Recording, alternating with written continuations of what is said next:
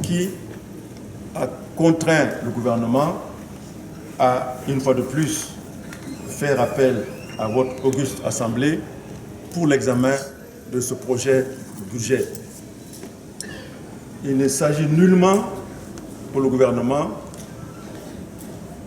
de s'exempter du contrôle de la nouvelle Assemblée qui vient d'être élue.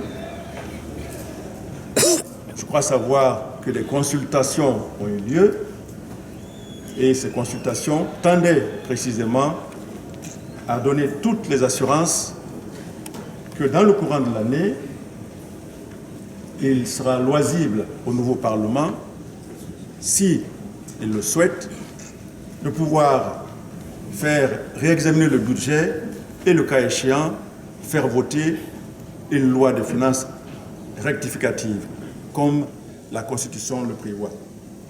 Donc je pense que ce qui se passe aujourd'hui est tout à fait dans les normes de notre droit positif. Et je souhaite que chacun le comprenne ainsi, pour que les polémiques cessent et que nous puissions nous attaquer aux problèmes les plus sérieux. Cela, c'était la première explication. La seconde concerne les chocs que nous avons subis au cours de l'année 2013. Il y a un lien intime entre l'environnement économique et les performances du pays.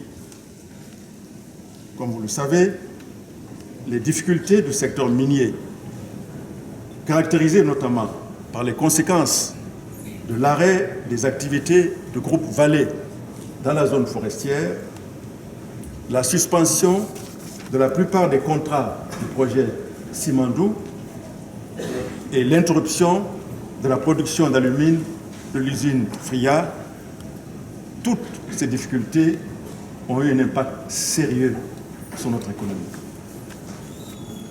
Vous le savez, lorsque le projet Simandou fonctionnait, ce projet avait un impact sur l'ensemble de nos activités, sur les PME, sur la restauration, même sur les réservations d'hôtels et de compagnies aériennes.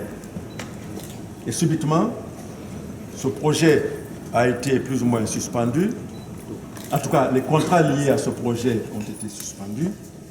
Et cela a entraîné une cascade, malheureusement, de résiliation ou de suspension de contrats au niveau des PME.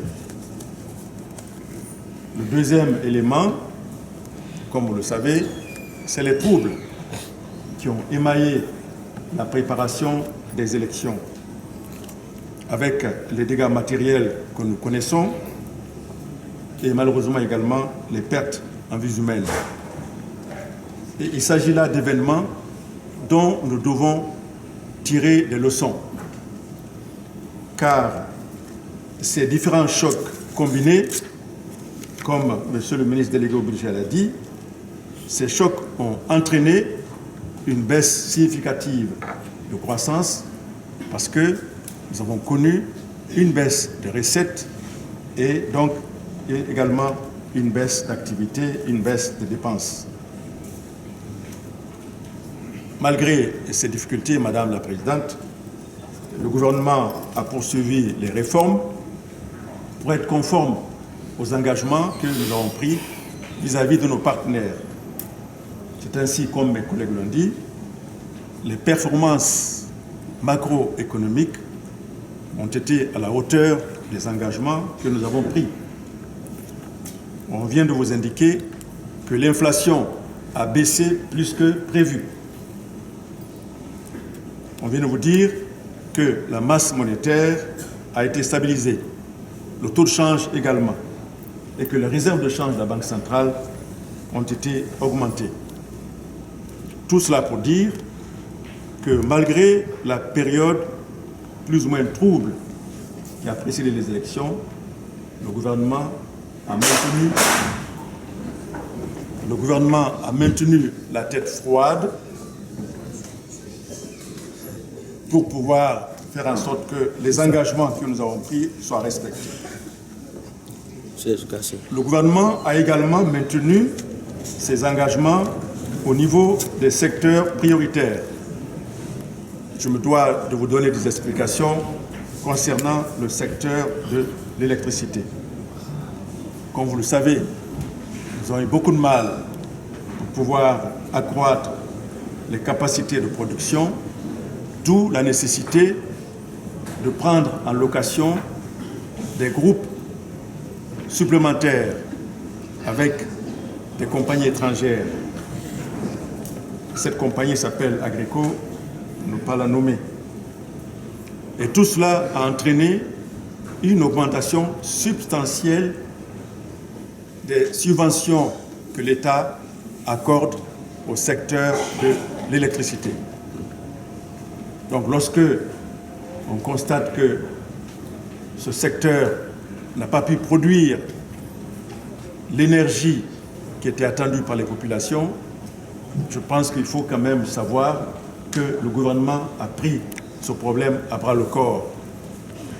Au lieu d'une subvention de 250 milliards seulement, nous avons pratiquement atteint les 400 milliards pour l'année 2013 pour le secteur de l'électricité. Et le gouvernement s'est engagé aux côtés des fournisseurs de pétrole de EDG en émettant des titres pour pouvoir faire en sorte que les créances de ces fournisseurs puissent être payées à terme sans que leur relation avec EDG soit perturbée. Je voudrais également signaler que le gouvernement, malgré les difficultés, a organisé le 55e anniversaire de notre indépendance dans la zone forestière avec des équipements réhabilités ou renouvelés dans la plupart des villes de cette région. Et malgré les rumeurs, cette fête a eu lieu et elle a été une très belle fête. J'aimerais aussi souligner que le soutien au secteur agricole a été maintenu, non seulement pour les semences, mais également pour les intrants divers. Les routes et les voiries urbaines n'ont pas été en reste, malgré le fait que nous constatons les difficultés de l'ensemble des usagers de nos routes, mais je pense que ces difficultés seront très très bientôt derrière nous. Madame la Présidente, je pense que malgré ces efforts, il faut quand même souligner que la capacité d'absorption de notre économie reste encore faible. Nous avons un budget d'investissement. Malheureusement, ce budget n'a pas pu être exécuté à 100%. Et au 30 juin, ce budget n'était exécuté qu'à 30%. Il a fallu des efforts énormes pour que nous puissions atteindre 50% à la fin du mois de novembre. Nous connaissons le cycle des projets qui sont liés également au cycle de notre climat, qu'il s'agisse des routes ou qu'il s'agisse de l'agriculture. J'aimerais également souligner que deux autres réformes sont encore attendues. Comme M. le ministre délégué au budget l'a dit, le principe de la flexibilité des prix des produits pétroliers, ce principe n'est pas encore entré en vigueur. Il ne faut pas croire que lorsqu'on parle de flexibilité, cela veut dire qu'on doit toujours augmenter. Non. Il s'agit d'ajuster le prix du carburant en fonction de l'évolution des prix internationaux.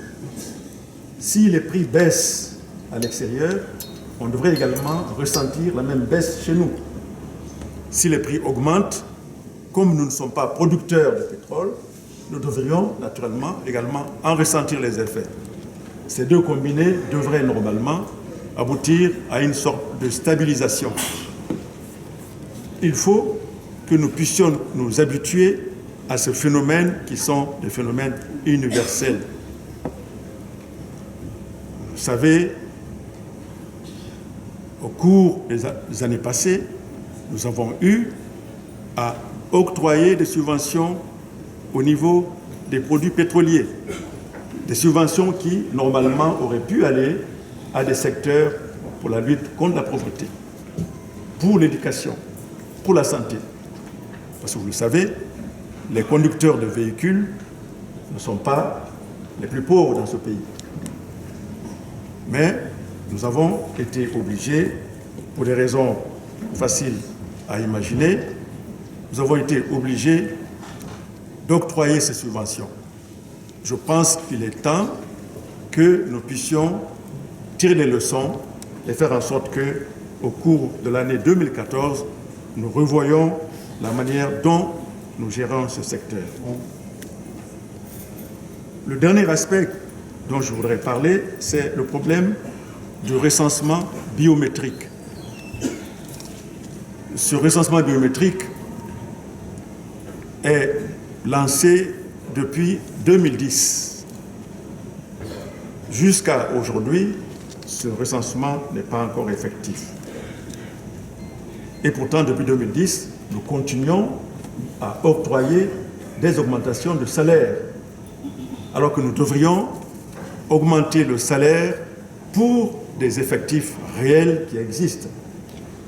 Mais comme le processus n'a pas été appliqué comme on le souhaitait, donc on donne cette augmentation à tout le monde, ceux qui travaillent, ceux qui existent et ceux qui n'existent pas.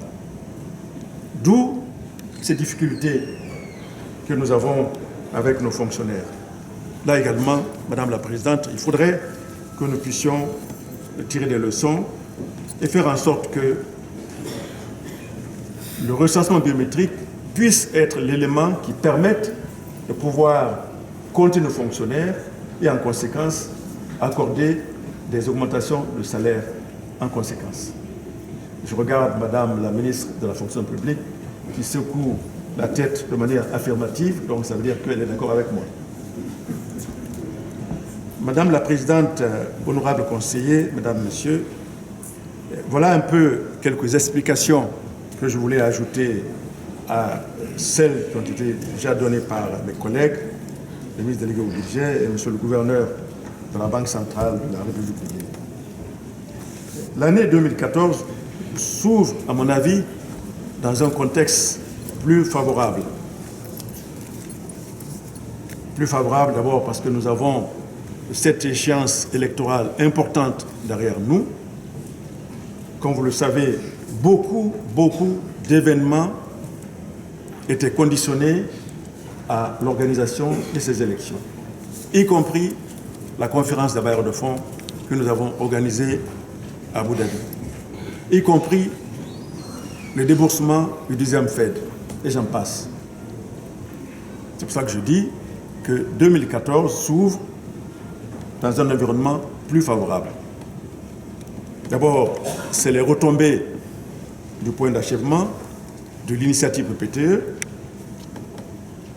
qui est intervenue en 2012, mais dont les effets vont continuer à se faire sentir. Notre ratio d'endettement, qui était supérieur à 60% par rapport au PIB, aujourd'hui, ce ratio est à peine de 17%. Donc cela est extrêmement important de savoir. Et ce PPTE dégage un espace fiscal qui devrait permettre au gouvernement de mieux appuyer le financement des secteurs prioritaires. C'est ainsi que nous avons commencé avec le partenaire français dans le cadre de ce qu'on appelle CDD, donc contrat de désendettement et de développement. Ce contrat permet à la Guinée de passer une convention avec la France pour décider de financer une partie de la dette qu'on devait rembourser à la France, donc de financer une partie de cette dette pour appuyer des secteurs prioritaires. bien entendu choisi d'accord parti avec le partenaire français. C'est ainsi que le CD2 s'appuie sur les secteurs de l'agriculture, de l'enseignement professionnel, de la décentralisation, de l'énergie et j'en passe. Et nous pourrions utiliser ce même mécanisme avec d'autres bailleurs de fonds pour précisément nous assurer que l'argent qu'on ne rembourse pas aux partenaires, que cet argent est utilisé pour des secteurs prioritaires pour pouvoir fouetter la croissance et bien entendu réduire la pauvreté. Le deuxième élément favorable pour 2014, c'est bien entendu la conférence d'Abu Dhabi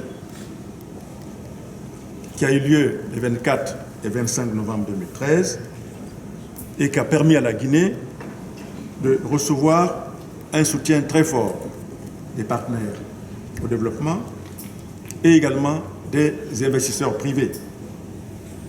Les intentions de financement ayant été au minimum de 6 milliards. Je voudrais ajouter qu'au-delà des intentions qui ont été déclarées, il y a la possibilité également qu'on puisse recevoir d'autres financements dans d'autres secteurs. C'est ainsi que des discussions ont eu lieu en parallèle avec des partenaires d'Abu Dhabi qui sont prêts à appuyer des projets comme le projet de barrage de Swapiti, dont le montant est de l'ordre de 1,5 milliard de dollars.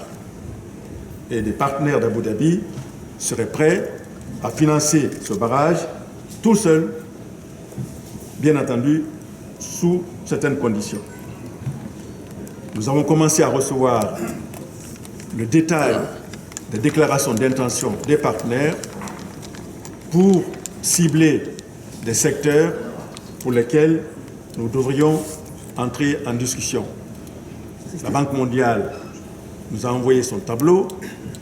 Le président de la Banque islamique de développement, lors de son passage ici à l'occasion de l'OCI, également a précisé que dans les 300 millions de dollars pour lesquels ils ont fait des déclarations, ils sont prêts à réserver une bonne partie à l'énergie et aux routes. Donc cela veut dire que ces deux secteurs sont considérés par le gouvernement et par ses partenaires comme des secteurs prioritaires. Bien entendu, l'agriculture reste toujours un secteur prioritaire. Vous avez dû suivre dans les différents reportages à Abu Dhabi, l'une des plus grosses compagnies chargées de financer l'agriculture, qui est la compagnie Al-Dahra, a signé un accord, un protocole avec le ministère de l'Agriculture pour pouvoir s'impliquer dans le financement de la production du riz en Guinée. Bien d'autres secteurs sont visés par nos partenaires. Donc tout cela pour confirmer que l'année 2014 s'ouvre dans un contexte plus favorable. La tenue récente de l'OCI dans notre capitale montre également le retour en force de la Guinée sur la scène internationale et la Guinée est à même maintenant d'avoir des liens de coopération avec différents pays de la Oumma islamique.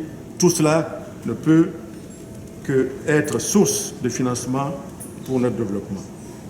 Rio Tinto de la SFI et de Chinalco avec les techniciens guinéens pour pouvoir délimiter le pourtour d'un éventuel accord avec ce partenaire. Et nous avons bon espoir que d'ici la fin du mois de janvier ou février, qu'un accord peut être obtenu avec ce partenaire.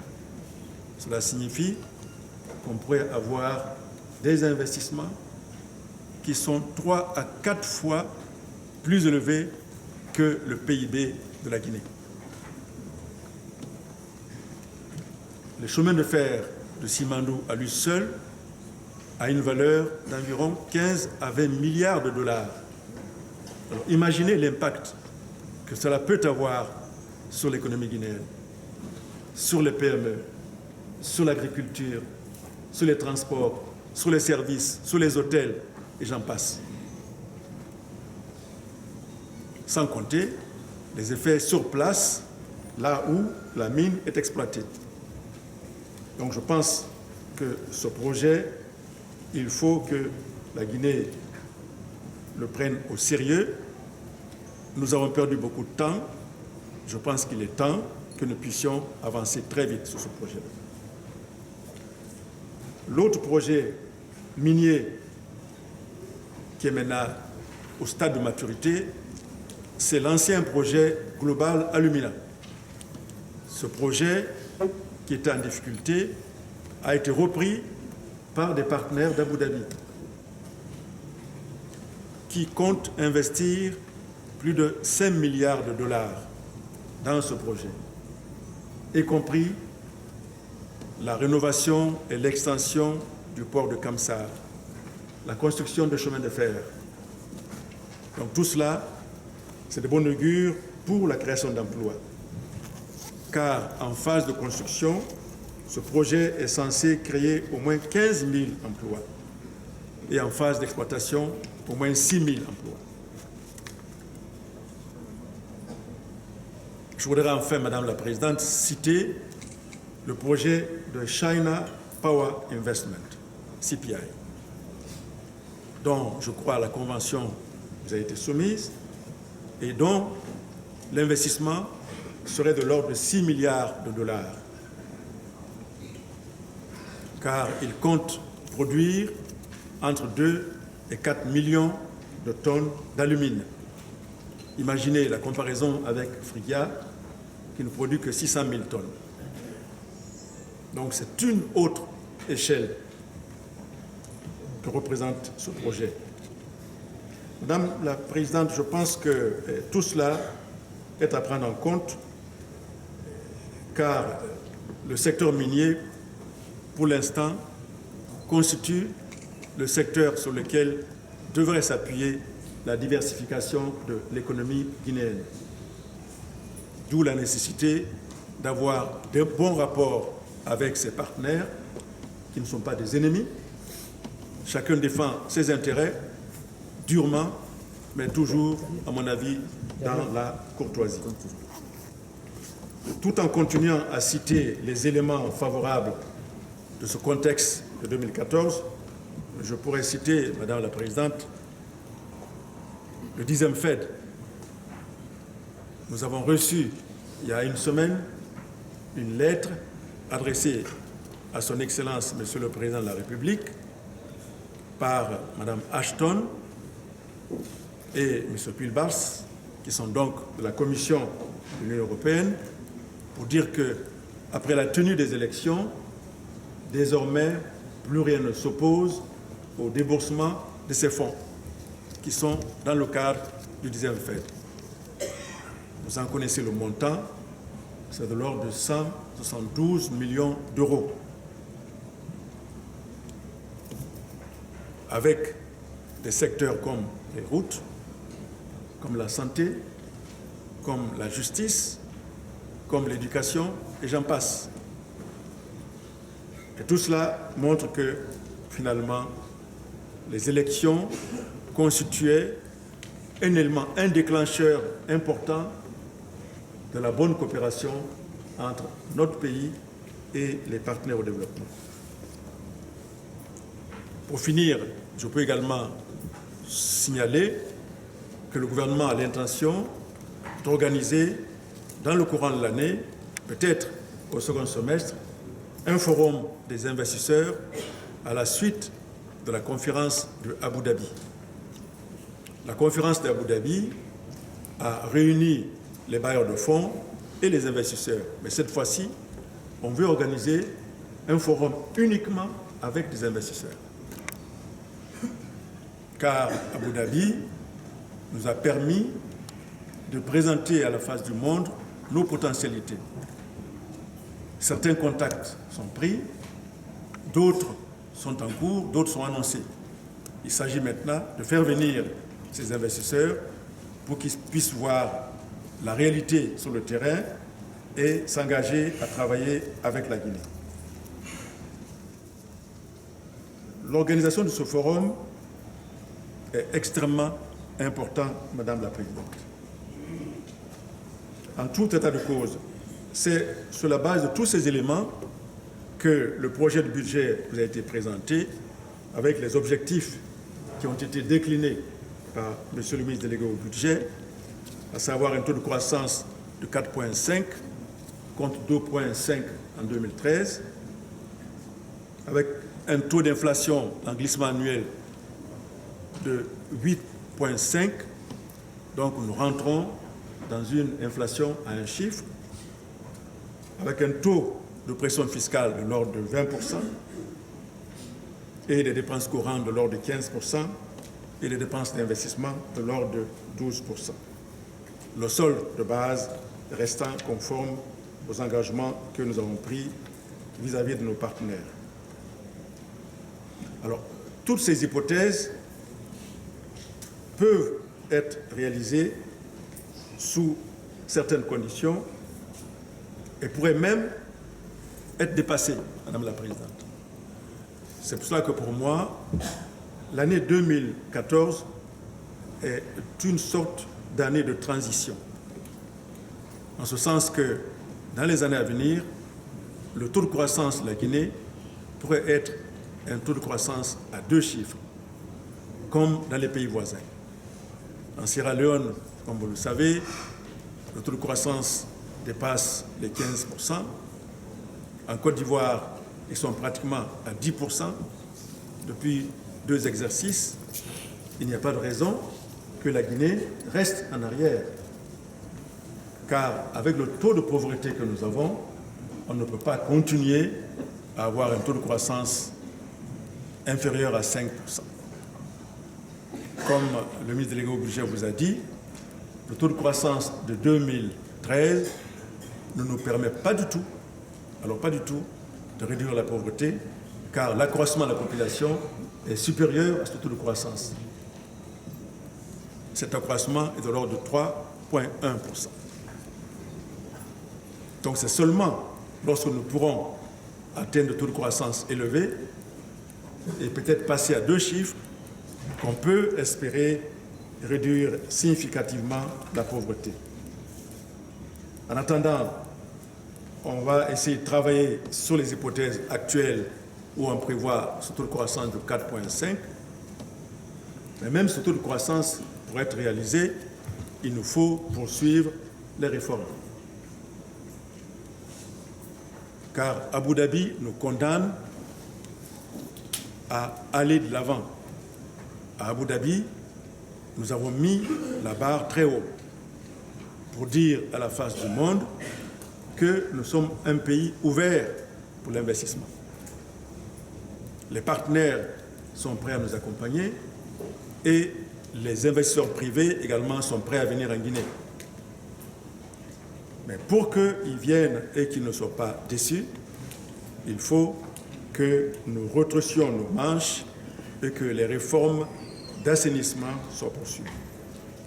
C'est dans ce cadre que, en plus de ce que M. le ministre délégué au budget a dit, je voudrais indiquer que nous travaillons actuellement sur l'assainissement du système des subventions.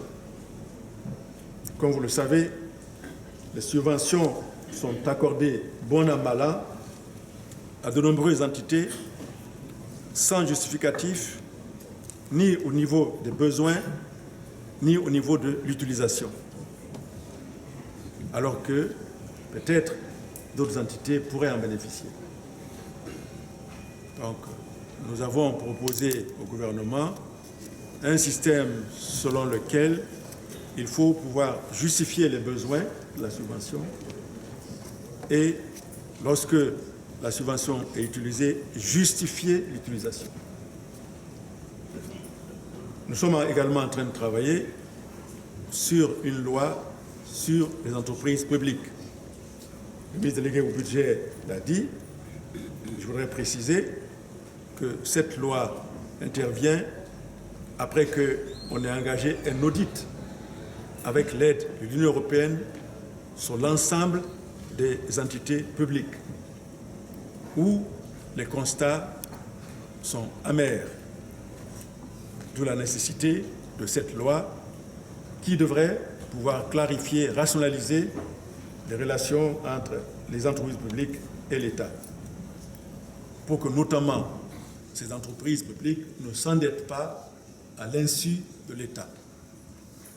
Parce qu'à la fin de la journée, lorsque l'entreprise publique s'endette et qu'elle ne rembourse pas, c'est malheureusement l'État qui sera obligé de le faire, comme nous sommes actuellement en train de le faire pour des entités comme la SEG et EDG. Il faudrait également que vis-à-vis des partenaires au développement, nous puissions avoir une meilleure coordination en utilisant les groupes thématiques dans lesquels ils travaillent. Les partenaires au développement vont nous envoyer leurs intentions d'assistance financière à la Guinée. Il faut que nous puissions discuter avec eux des domaines d'affectation de ces financements et que nous puissions faire en sorte qu'il y ait des revues périodiques de ces secteurs afin que nous puissions augmenter, améliorer la capacité d'absorption. Je l'ai dit, pour 2013, nous avons une capacité d'absorption qui laisse encore à désirer, pour plusieurs raisons que nous connaissons. D'abord, les lenteurs administratives et peut-être aussi des questions de capacité et enfin des questions de gouvernance. Lorsque des marchés publics sont engagés, les processus, les procédures traînent en longueur parce que chacun veut accorder le marché à l'entité de son choix. Et lorsque le choix est finalement fait, nous sommes pratiquement en fin d'année.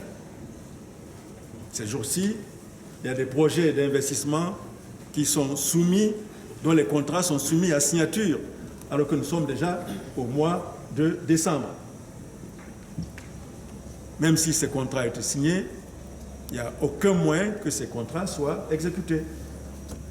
Donc je crois que tout cela, des leçons devraient être tirées pour que nous puissions mieux utiliser les ressources que les partenaires au développement s'apprêtent à nous octroyer. Bien entendu, tout à l'heure j'ai parlé de recensement biométrique.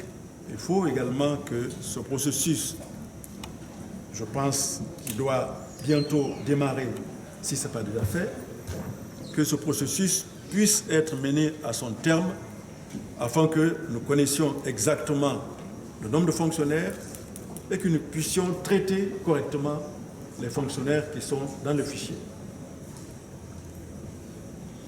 Le ministre délégué au budget a parlé de recettes.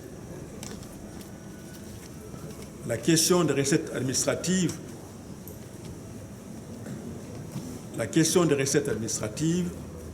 reste posée. Il faut que nous puissions la résoudre. Je passe rapidement à nos relations avec les partenaires au développement pour venir à nos relations avec le secteur privé. Il faut que nous puissions assainir l'environnement des affaires afin que ceux qui vont venir investir puissent le faire avec le maximum de facilité. Que la PIP soit renforcée, que le secteur privé soit doté d'organisations qui puissent être crédibles en face du gouvernement et en face des autres partenaires. Bien entendu, il faut faire en sorte que les infrastructures comme l'énergie soient également au rendez-vous. Les discussions sont actuellement en cours avec le responsable du secteur, le ministre d'État à l'énergie, pour nous assurer que des capacités additionnelles seront mises sur le réseau et que la compagnie sera bien gérée. On est en train de travailler sur un projet de contrat de gestion qui permettrait à un partenaire professionnel de venir s'investir dans la gestion de EDG. Tout cela, c'est structurel mais il nous faut également que les comportements puissent évoluer.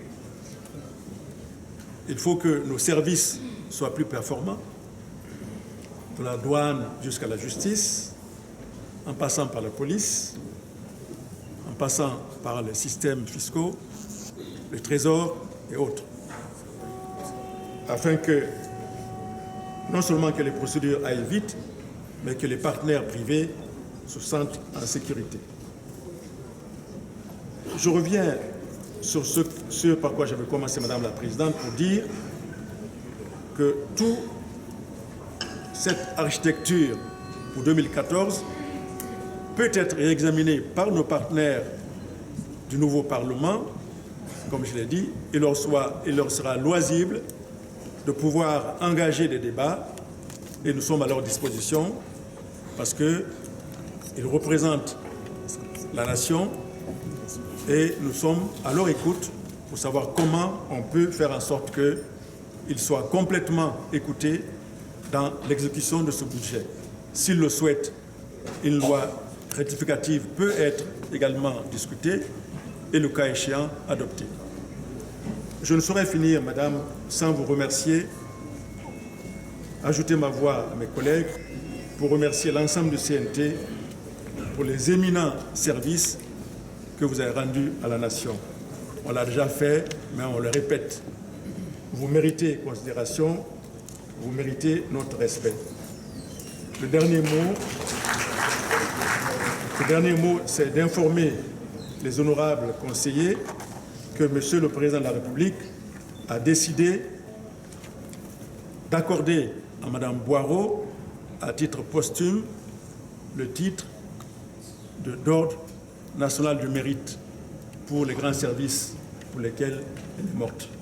Je vous remercie.